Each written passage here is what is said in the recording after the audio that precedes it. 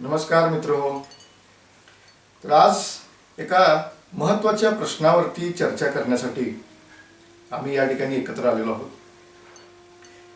अखंड महाराष्ट्रामध्ये creative visualisation, mind power, public speaking, residential workshop, stress management अशा विषयावरती वर्कशॉप घेत असताना, प्रोग्राम करत असताना, कार्यक्रम करत असताना हजारो लोकांशी आमचा संपर्क आला आणि या संपर्कामध्ये अनेक प्रश्न लोकांनी आम्हाला विचारले. मग या प्रश्नांची उत्तरं वर्कशॉपमधून, कार्यक्रमांमधून आम्ही देण्याचा प्रयत्न केला.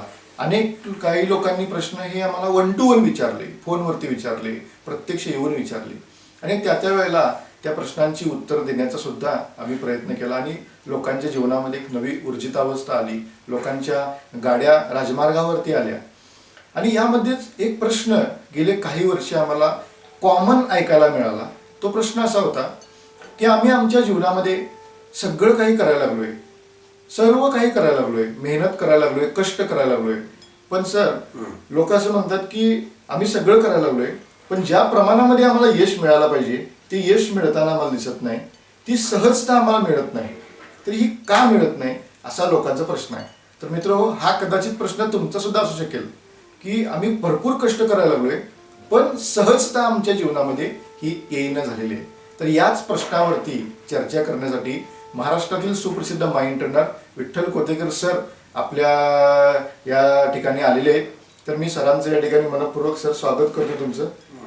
आणि ह्या प्रश्नाचं उत्तर हे आम्हाला कळावं अशी मी तुम्हाला विनंती करतोय की आमच्या जीवनामध्ये सहजता का येत नाही. नमस्कार मंडळी.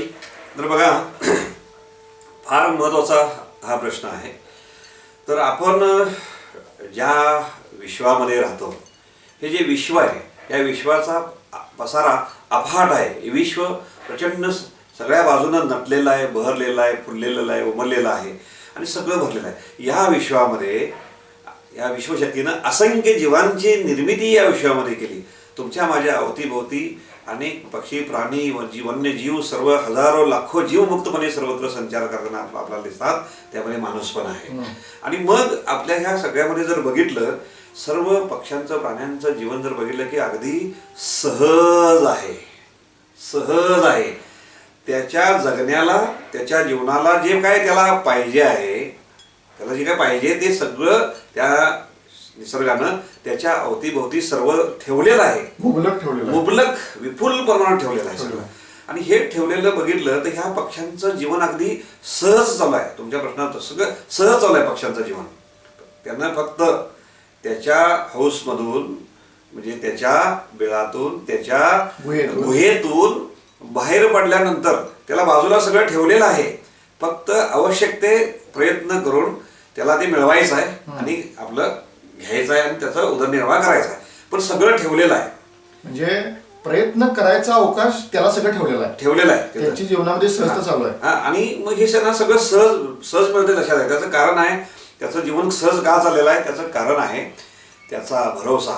ज्या वेळेला जन्म झाला, जन्माला घातलं गेलं, त्या जीवनामध्ये मला सर्व काही मिळणार आहे हा भरोसा, हा विश्वास त्या विश्वशक्तीवरती आहे.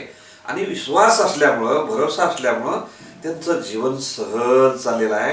आणि मग आपल्या मनुष्य प्राण्यामध्ये, या मानव जातीमध्ये जर बघितलं, भरोसा नाही आहे.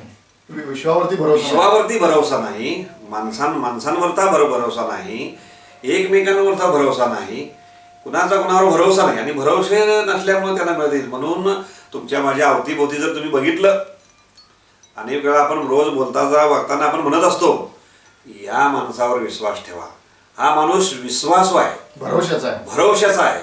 कुठलंही काम ह्याच्यावर जर सांगितलं, काही बोललं, झालंच म्हणून समजा मिळणार, बरोबर, अशी ठाम खात्री आहे. रोजच्या जीवनामध्ये आपण बोलतोय अशी विश्वासू माणसं थोडीफार आहेत. आणि मग आपण बघतो बघा अनेक वेळा, हा माणूस भरोसा नाही आहे, ह्याच्यावर भरोसा ठेवून उपयोग नाही. जर ह्याच्यावर भरोसा ठेवला, त्याचा कार्यभार बुडाला, वाटच बघायची, तुम्ही काम झाल्याची वाटच बघायची, वाट बघून मरायची पाहिजे, पण त्याला काही मिळणार नाही. आणि काय सांगितलं की काम होणार नाही, अशी भरोसा नसलेली माणसं सुद्धा अवतीभोवती अनेक आहेत आणि भरोसा असलेले आहेत.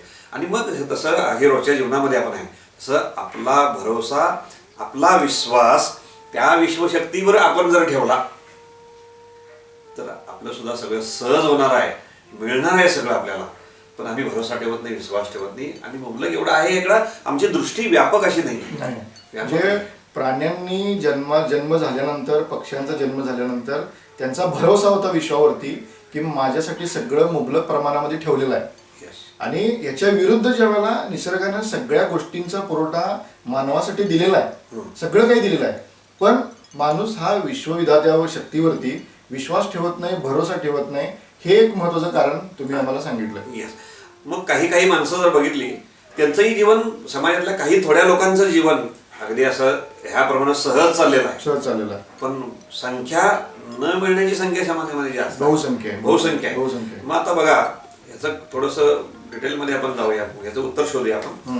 तर ह्याच्यावरती प्रकाश टाकण्यासाठी ज्या साधू संतांनी, अनेक विचारवंतांनी काम केले ह्या समाजामध्ये, त्यावेळेला बघितलं तर मागं जाऊन आपण, मला आठवतंय 17व्या शतकामध्ये संत शिरोमणी जगद्गुरु तुकोबरायांनी आपल्या अभंगाच्या गाथेमध्ये हे जे काही तत्वज्ञान गाथेमध्ये सांगितलेलं आहे, या गाथेमध्ये जीवनाचं खरं तत्वज्ञान वेगवेगळ्या पद्धतीनं समाजाला उलगडून सांगायचा प्रयत्न केला. त्यातला एक अभंग तुमच्या प्रश्नाच्या उत्तर देण्यासाठी अभंग मला आज आठवायला लागलेला आहे. तो अभंग असा आहे मंडळी, तो अभंग असा आहे, का मिळत नाही त्याचं कारण आहे. ते म्हणतात, ऐका, नीट लक्ष देऊन ऐका हा अभंग. ते म्हणतात, का रे नाठविशी कृपाळू देवाशी, पोषितो जनाशी एक लातो, बाळा दुधा कोण करीते उत्पत्ती, वाढवी श्रीपती सवे दोनी, फुटती तरुवर उष्णकाळ माशी, जीवन तयाशी कोण घाली. जीवन तयाशी कोण घाली, तेने तुझी काय नाही केली चिंता, तेने तुझी काय नाही केली चिंता, राहे त्या अनंता आठवणी. मग कोण आहे हा? पुढच्या ओळीमध्ये सांगतात, तुका म्हणे ज्याचे नाव विश्वंभर, त्याचे निरंतर ध्यान करे. हा जो अभंग आहे 4 ओळीचा, ह्याच्यामध्ये फार सुंदर सांगितलेला आहे. आता थोडासा अर्थ बघूया ह्याच्यातला काय सांगितलेला आहे. ह्याच्यात सगळी उत्तरं आपल्याला दिसून येतात. तुझ्यासाठी एवढं सगळं ठेवलेलं आहे, विपुल आहे, सगळं असताना तू मला का आठवत नाहीस? का रे नाठवीशी म्हणजे तू मला का आठवत नाहीस?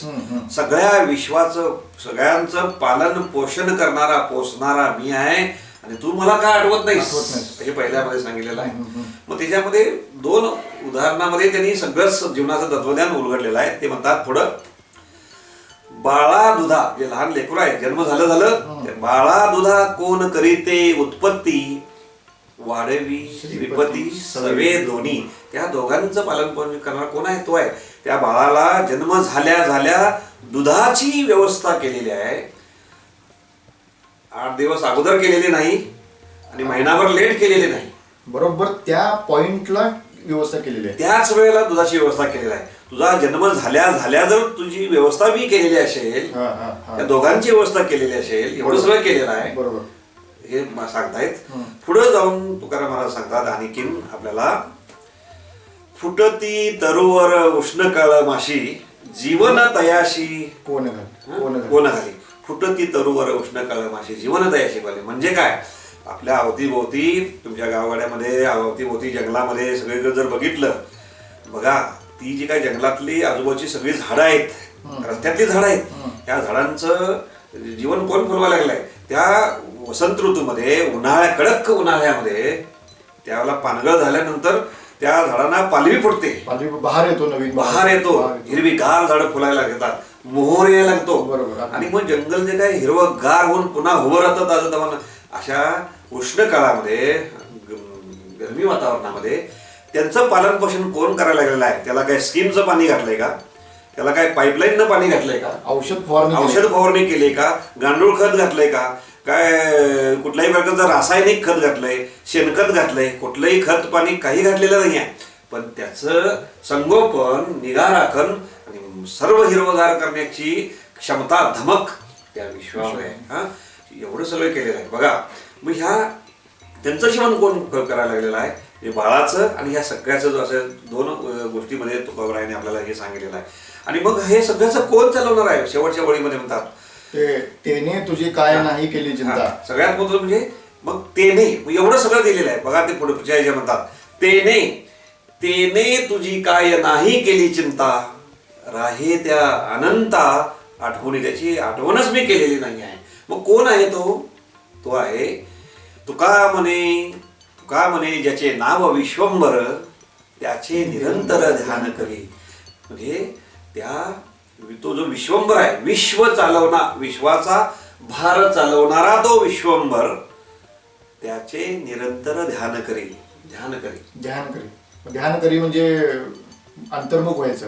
ध्यान करत म्हणजे अंतर्मुख होऊन बसा असं नाही. आता ध्यानाच्या आपल्या परंपरेमध्ये, आपल्या संस्कृतीमध्ये ध्यानाच्या विविध पद्धती आहेत. अनेक संत महात्म्यांनी, अनेक गुरु लोकांनी वेगवेगळ्या ध्यानाच्या पद्धती आपल्या समाजामध्ये अंतर्मुख होण्यासाठी ह्या ध्यानाच्या पद्धती शिकवल्या आणि त्या करायलाही पाहिजेत. इथं ध्यान कर म्हणजे काय? तुकाराम महाराजांना काय सांगायचं आहे?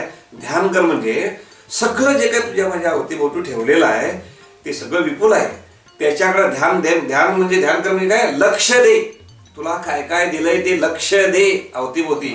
मग काय दिलंय? तुझ्या जीवनातलं सगळं फुलवण्यासाठी, जे अचीव करण्यासाठी, हेल्थ, वेल्थ, हॅपीनेस जे काय आपल्याला पाहिजे, हेल्थ, वेल्थ, हॅपीनेसच्या स्तरावरती, कामामध्ये यश पाहिजे, मुलाबाळांच्या शिक्षणामध्ये यश पाहिजे, बिझनेस डेव्हलपमेंट पाहिजे, प्रमोशन पाहिजे, पैसा पाहिजे, गाडी पाहिजे, बंगला पाहिजे, जे काय आमच्या जीवनातले टार्गेट्स आहे हे सगळं अचीव करण्यासाठी तुला मनुष्य प्राण्या, हे मानवा, लोक हो, तुला सगळं दिलेलं आहे. मग काय दिलेलं आहे माणसाला? त्या विश्वानं त्यांना दिलेला आहे. पहिला दिलेला आहे ते म्हणजे विचार शक्ती दिलेला आहे. विचार करण्याचं वरदान दिलेलं आहे. जे काय घडलेलं सगळं विचारामुळे झालं आहे, तो विचार दिलेला आहे, त्याच्यावरती विचार कर हे सांगितलेलं आहे. त्याला मन दिलेलं आहे. मन दिलेलं आहे. विचारशक्ती दिली, हास्य दिलं, हसणं दिलं, स्मरणशक्ती दिली, आकलन शक्ती दिली, दिव्य ज्ञान, अंतर्ज्ञान, त्रिकाल ज्ञान, निर्णय क्षमता, भावना, विचार, अशा असंख्य गोष्टी. आणि सगळ्यात महत्वाची गोष्ट सर दिली की म्हणजे सर्व शक्तिमान असा मेंदू दिला आपल्याला. मेंदू दिलेला आहे. हा, एवढं सगळं दिलेलं आहे. या मेंदूचा सगळ्या आता सांगितलेल्या ह्या गोष्टींचा लक्ष देऊन विचार कर, त्याच्यावरती काम कर, शिकून घे, समजून घे, उमजून घे, कळवून घे, पटवून घे, त्याचं वाचन कर, प्रशिक्षण घे. बरोबर. आपण शाळेत शिकतो तो सिलेबस शिकतो. पण जीवनाचं तत्वज्ञान आमच्यासारखे प्रशिक्षक आज जीवनाचं खऱ्या अर्थानं जीवन गाड्याचं प्रशिक्षण जे आहे ते आमच्यासारखी मंडळी समाजाला देत आहेत. ते प्रशिक्षण घे आणि त्याच्यावरती काम कर, मनन कर, चिंतन कर, लगे राहा, अंतर्मुख व्हा. आणि त्याच्यावरती आपण जर काम करायला लागलो लक्ष देऊन तर आणि सातत्य जर ठेवलं तर मला असं वाटतंय हेल्थ, वेल्थ, हॅपीनेसच्या सर्व स्तरावरती तुम्ही म्हणाला सगळे जे काही सहज आहे, व्यवस्थित आहे, ते सगळं सहज मिळणार आहे. फक्त या गोष्टीकडे, निसर्गानं दिलेल्या क्षमतांकडे लक्ष देण्याची जबाबदारी ही आपली असणार आहे, तुम्हा सर्वांची असणार आहे. तेव्हा आज थोडा विचार तुम्ही करा, तुमच्या माझ्या बाजूला काय ठेवलेलं आहे त्याच्यावरती, सांगितलेल्या गोष्टीवरती आपण विचार करून, मनन चिंतन करून जर जीवनामध्ये दिशा द्यायला लागलो, लक्ष ठरवून करायला लागलो, मला असं वाटतंय तुमच्या प्रश्नाचं उत्तर आणि तुम्हा सर्वांच्या प्रश्न जे काही समोर आहेत त्याचं उत्तर या अभंगामध्ये आहे असं मला असं वाटतं. बरोबर. आणि सर त्या अभंगामधला सगळ्यात महत्वाचा शब्द जो मला वाटला तो म्हणजे तेने तुझी काय नाही केली चिंता, राही त्या अनंत आठवणी. म्हणजे तुकाराम महाराजांनी एवढं सगळ्याचं विश्लेषण करताना दोन मार्मिक उदाहरण दिली आणि एवढं देऊन त्यांनी म्हटलेलं आहे की एवढं म्हणजे तुझ्या जन्माची व्यवस्था आम्ही केलेली आहे, झाडांना ती व्यवस्था मी केलेली आहे, एवढं सगळं करणारा मी आहे, मग तुझी चिंता मी काय करत नाही, सगळी चिंता मी करायला लागलोय, त्याचा भरोसा तू माझ्यावरती ठेव. ह्यो काय करायला लागला आहे, बाकीच्या इकडे तिकडे चिंता करत बसलेला आहे, त्यानं दिलं नाही, हे केलं नाही, ते केलं नाही, ह्या चिंता करत बसलेला आहे. त्या विश्वाला चिंता म्हणजे काय, तुझी सोय केलेली आहे. तू उठ आणि लाग कामाला. म्हणजे पक्षी प्राणी जसे त्याच्या बिळातनं बाहेर हा. पडतात तसं ह्या माणसांना त्याच्या बिळातनं बाहेर पडलं पाहिजे. ह्याच्या वेळातनं म्हणजे ह्याच्या हाऊसमधनं ह्याच्या गुहेतनं बाहेर पडलं बाहेर पाहिजे. पडलं पाहिजे. आज ह्यो सारखा असं बघत बघत बसलेला होय, आहे, बसलेला. त्याचं देणं नाही घेणं नाही घेणं नाही. आणि सगळं पाहिजे होय. शक्य नाही आहे. आणि सर आम्ही काही ठिकाणी जातो, काही ठिकाणी बघतो की गेल्यानंतर ज्यावेळेला बरेचसे लोक त्या ठिकाणी बसलेले असतात अनेक हॉलमध्ये वगैरे, तर अनेक लोक ही अशी असतात कम्प्लीट अशी आहेत. येस. त्याच्यामुळं मग ह्याचं लक्ष ह्याच्यात आहे ह्याच्यात आहे. किंवा त्याला काही करायचंच नाही आहे आणि त्याच्यामुळं मिळत नाही हे त्याचं तुम्ही त्या प्रश्नाचं उत्तर आहे. तेव्हा हे ह्या विश्वामध्ये सगळं दिलेलं जर आपल्याला सगळं मिळवायचं असेल तर आपण आपली दृष्टी व्यापक, आपली नजर अशी, विमान कसं जातं, विमान असं जातं, तशी नजर आपली व्यापक दृष्टी समोर, आपल्या लक्षावर लक्ष आणि त्या भगवंतानं त्या विश्वशक्तीनं दिलेल्या मग सांगितलेल्या गोष्टीकडं त्याचा विचार मनन चिंतन वाचन सगळं करून आपण जर करायला लागलो, मला असं वाटतंय आपल्याला सगळे रस्ते राजमार्ग मोकळे होणार आहेत. हे तुकोबरा यांनी आपलं सांगितलं. हे अभंगात गाण्यात राहिलेलं आहे. ते गाण्याचा अर्थाचा अभंगाचा अर्थ मला शोधला पाहिजे आणि तो शोध आम्ही सांगितलेलंच आहे, शोधायची गरज नाही आहे. आम्ही सांगितलेलं आहे. थोडंसं अंतर्मुख होऊन केलं सर, मला वाटतंय सर्व काम या संबंधित मंडळींचं होणार आहे, आपलंही होणार आहे. 100% विचार केला पाहिजे. तेव्हा मित्र सरांनी मला असं वाटतंय की 100% आपल्या प्रश्नाचं उत्तर देण्याचा प्रयत्न केलेला आहे की मानवी जीवनामध्ये सहजता का येत नाही, त्याची 2 महत्त्वाची कारणं सरांनी सांगितली. पहिलं कारण म्हणजे जसं प्राण्यांना, पक्ष्यांना, निसर्गानं जे काही सगळं दिलेलं आहे त्याच्यावरती भरवसा आहे, तो भरवसा कुठंतरी मानव प्राणी म्हणून आपल्याकडनं निसर्गावरती ठेवण्यावरती कुठंतरी आपण कमी पडायला लागलोय. तो भरवसा ठेवणं गरजेचं आहे. आणि दुसरं महत्त्वाचं कारण सरांनी संत तुकारामांच्या वचनाचा आधार घेऊन सांगितलं ते म्हणजे आपल्याला जे काही दिलेलं आहे, सरांनी आत्ताच सांगितलं, विचार करण्याची क्षमता, मन जे दिलेलं आहे, स्मरणशक्ती, आकलन क्षमता, विश्लेषण क्षमता, तर्क क्षमता, ह्या ज्या देणग्या निसर्गाने दिलेल्या आहेत ह्याच्याकडं कुठेतरी दृष्टी व्यापक ठेवून बघण्याला आपण कमी पडायला लागलोय की काय, हे महत्त्वाचं कारण सर तुम्ही आम्हाला सांगितलं. तेव्हा ह्या 2 कारणांवरती जर आपण लक्ष द्यायला लागलो, प्रशिक्षण घ्यायला लागलो, सेल्फ डेव्हलपमेंटची पुस्तकं जर आपण वाचायला लागलो तर खऱ्या अर्थानं आपल्या जीवनामध्ये सहजता येणार आहे असं मला वाटते. नक्की येणार आहे असं मला या ठिकाणी वाटते. तेव्हा आज तुम्ही या ठिकाणी आलात आणि आमच्या प्रश्नाचं उत्तर दिलं. अनेक प्रश्न आपल्याकडे आहेत, अनेक लोक आपल्याला प्रश्न विचारत असतात. इथून पुढच्या अनेक प्रश्नांची उत्तर तुम्ही द्याल अशी आम्हाला या ठिकाणी आशा आहे. आपण आज या ठिकाणी आलात त्याबद्दल आम्ही आपलं मनपूर्वक धन्यवाद देतो. सर धन्यवाद. नमस्ते. नमस्ते.